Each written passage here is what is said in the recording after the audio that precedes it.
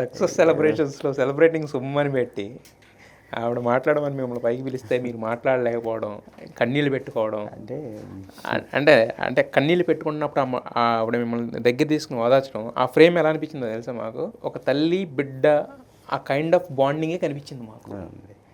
ఎందుకు అంత ఎమోషనల్ మాటలు లేవండి. నేను ఇంకా ఆవిడకి ఏం చెప్పగలను? నేను ఈ సినిమా రిలీజ్ అవుతుందని ప్రతి రోజు డేట్ దగ్గర పడింది కాంచి ఎవ్రీడే భయమే నాకు.